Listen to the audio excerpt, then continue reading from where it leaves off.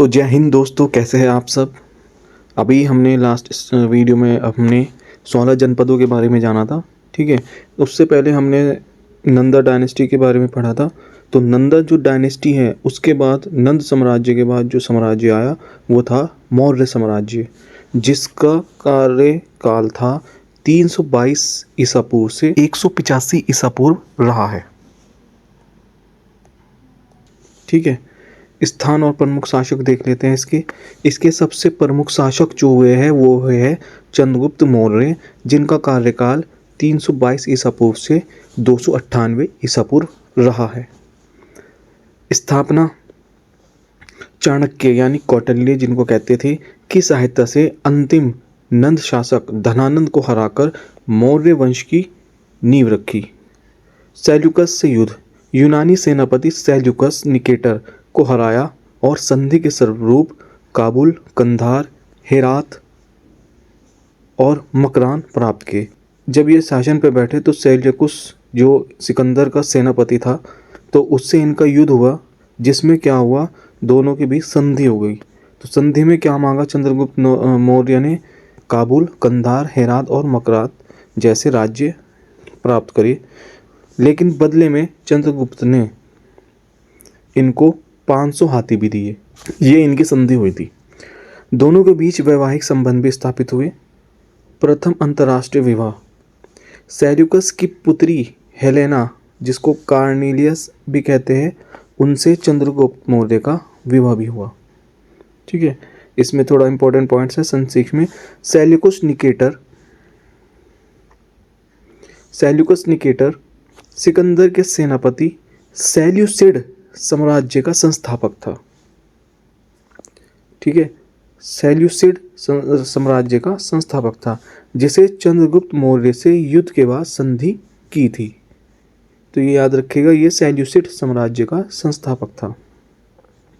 Megasthenes, Seleucus Nicator का राजदूत जो चंद्रगुप्त के दरबार में आया और इंडिका पुस्तक लिखी।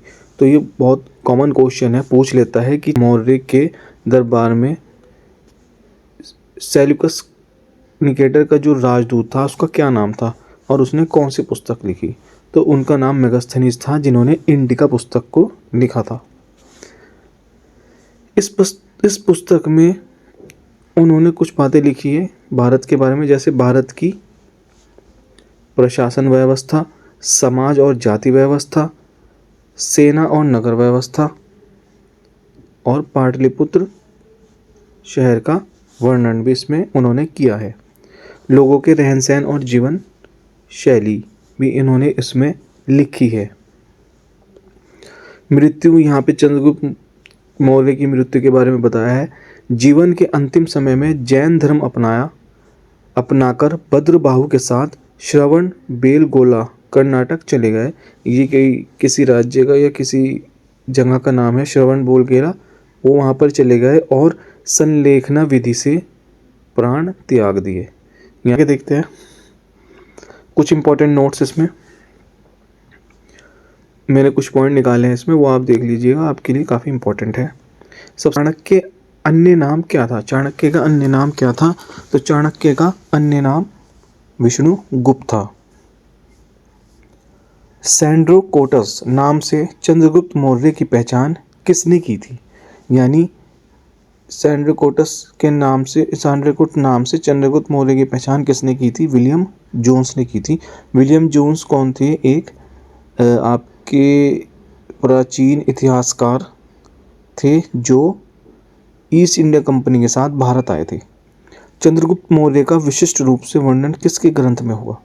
तो किस ग्रंथ में हुआ? मुद्रा राक्षस, यानी जिसको विशाखदत्त भी कहते हैं, उसमें उनका विशिष्ट रूप से वर्णन हुआ। बुलंदबाग नामक प्राचीन स्थान कहाँ स्थित था?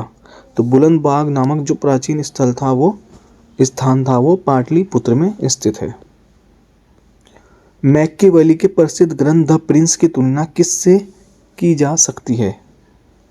तो मैकियावेली यानी कि प्रसिद्ध ग्रंथ द प्रिंस, ये मैकियावेली का जो प्रसिद्ध ग्रंथ है ये इटली से रिलेटेड है, ये बात ध्यान रखना। और इसकी तुलना हमारे अर्थशास्त्र से की जाती है। पाटलिपुत्र में स्थित चंद्रगुप्त मौर्य का महल मुख्यतः किससे निर्मित था? तो जो पाटलिपुत्र में चंद्रगुप्त मौर्य का महल था वो लकड़ी से निर्मित था।